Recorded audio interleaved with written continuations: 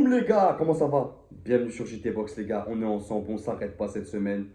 Je suis dégoûté, aujourd'hui on a appris que Floyd Scofield les gars il était tombé malade. Ça veut dire que le combat pour lequel j'étais hypé de fou, Shakur Stevenson contre Floyd Scofield il n'aura pas lieu.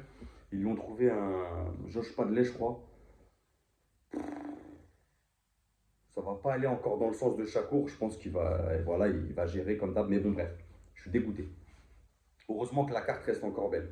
Là, je vais en profiter, je vais parler de Beterbiev Bivol, les gars, mais je vais en profiter pour donner mes petits pronos sur les autres combats, sur lesquels je ne ferai pas d'analyse poussée. Genre John Kabayel, tu vois, c'est un bon combat, mais voilà, il n'y a pas de ceinture. Tu vois, je trouve qu'il est moins. Dans la carte, c'est moins intéressant. John Kabayel, c'est un combat intéressant.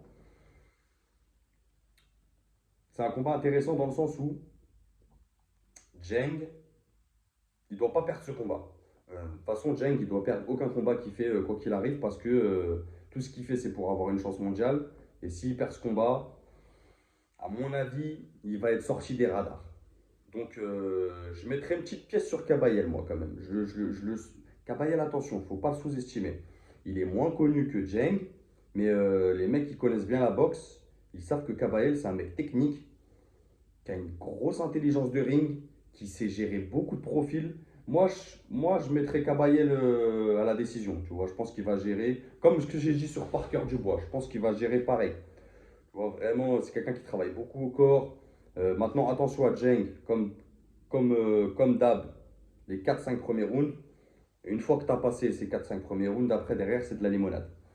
Ensuite, il y a Carlos Adames contre Hamza Shiraz. Bah, Hamza Shiraz, c'est la suite logique, hein. Voilà, WBC Silver. Donc là, c'est logique qu'il aille à la WBC. Pour moi, il va pas rencontrer de grosses difficultés.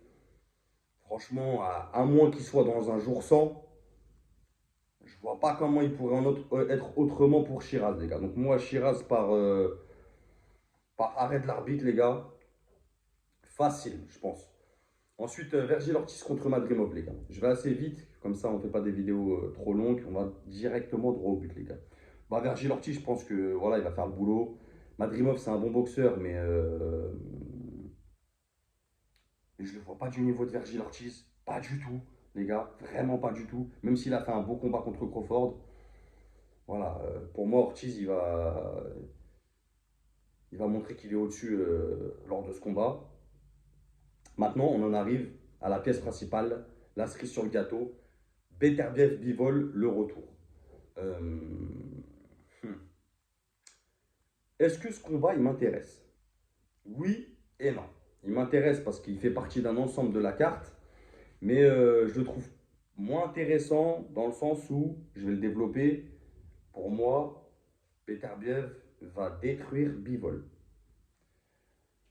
Lors du premier fight, on revient un peu dessus, moi j'ai vu un Bivol, mis à part les premiers rounds, après il était en mode survie les gars.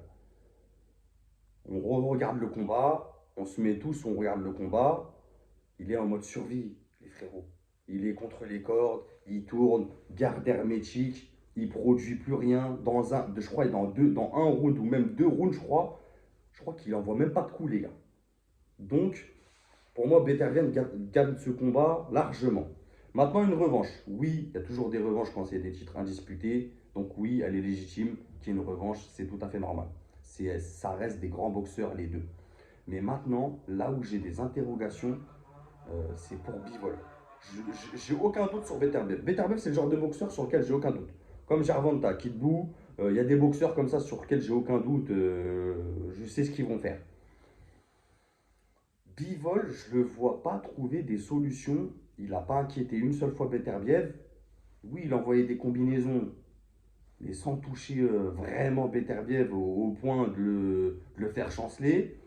Moi, je me dis, les gars, Beterbiev, il va accélérer, il va enclencher, il va se mettre en mode Thanos.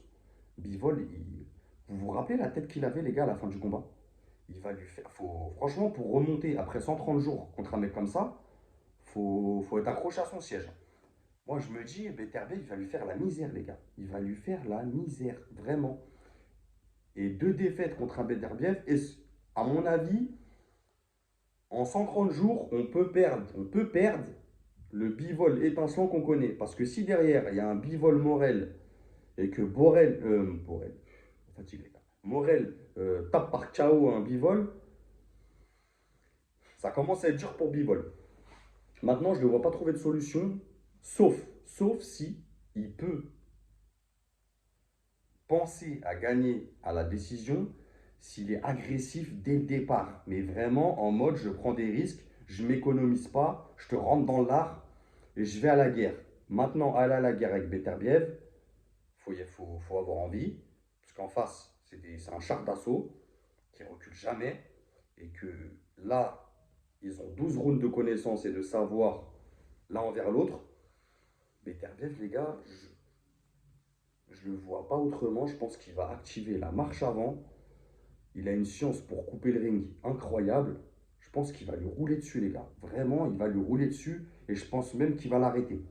Donc moi, prono, les gars, vous me direz ce que vous en pensez en commentaire. On va vite, les gars, on n'a pas le temps. Samedi, on est pressé. Moi, je vois Beterbiev par KO ou arrêt de l'arbitre avant la limite. Dites-moi ce que vous en pensez en commentaire. Merci à ceux qui s'abonnent, qui commentent. Vous savez tous que je vous lis tous, je vous réponds tous. Même si on n'a pas les mêmes pronos, même si on n'a pas les mêmes avis. Merci à ceux qui donnent toujours des bons avis dans les commentaires. Ça me fait plaisir. Quand je vous lis, des fois, je me dis, ah ouais, on a pensé les mêmes trucs au même moment. Et des fois, vous venez me corriger. Vous venez des fois réargumenter, restructurer mon argumentation. Donner votre analyse aussi, ça fait plaisir. Donc continuez les gars, donnez-nous de la force. Ensemble, on ira plus loin. Et n'oubliez pas, c'est que de la boxe. Bang!